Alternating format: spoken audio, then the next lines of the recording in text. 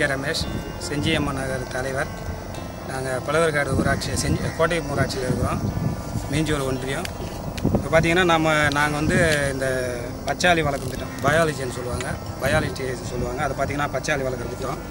இது பார்த்தீங்கன்னா நம்ம இந்த மாதிரி ஓடு இருக்கும்.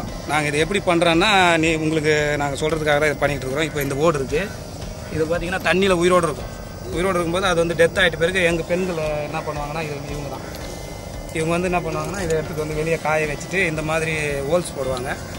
ஹோல்ஸ் போட்டு அதுக்கப்புறம் இந்த ரோப்பில் கட்டிட்டு இப்போ கட்டிக்கிட்டு இருக்காங்க பாருங்க. இந்த மாதிரி ஒரு 7 ஆளி இதில் நாங்கள் கட்டி இது பண்ணுவோம்.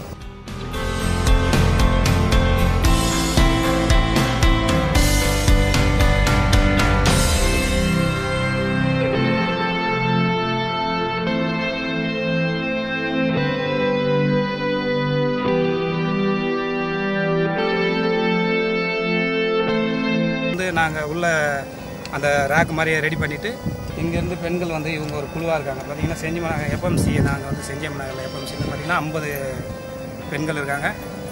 ஆண்கள் எல்லாம் சேர்ந்து ஒரு குழுவாக நடத்திக்கிட்டு இருக்கிறோம். கிட்டத்தட்ட ஒரு 8 குழு நடத்திக்கிட்டு இருக்கிறோம். இது பண்ணும்போது பார்த்தீங்கன்னா நாங்கள் எடுத்துகிட்டு போய் தண்ணிக்குள்ளே தான் கட்டுவோம். நீங்கள் பார்த்தீங்கன்னா இது தெரியுது, அதுக்குலாம் அதெல்லாம் ஒரு 10 ரேக் கிட்ட போட்டுக்கிறோம். அந்த ரேக்கில் நாங்கள் இதை எடுத்துகிட்டு போய் பண்ணும்போது என்ன ஆகும்னா ஒரு 1 மந்த்துக்குள்ளே வந்து இதுக்குள்ளே பாச பிடிக்கும்.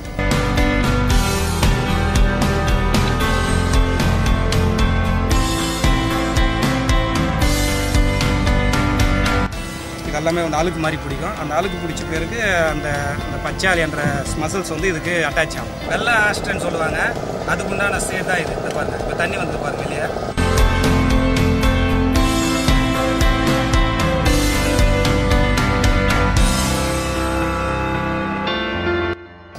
அட்டாச் ஆகும்போது என்னன்னா ஒரு மந்த்துக்கு நாங்கள் இவங்க என்ன பண்ணுவாங்கன்னா ஒரு வாரத்துக்கு ஒரு வாட்டி போயிட்டு உள்ள அந்த கம்புக்குள்ளே கட்டி வச்சிருக்கிற ரோப்புங்களை வந்து அலசுவாங்க.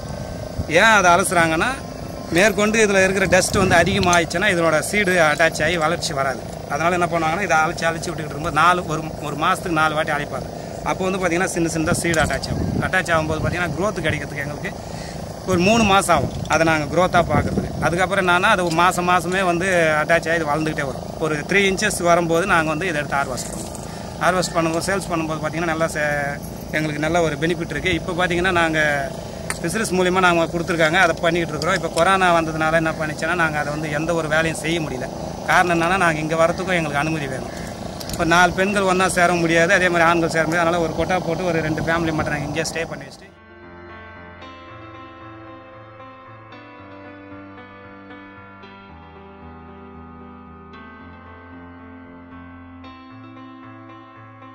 ரொம்ப நன்றி.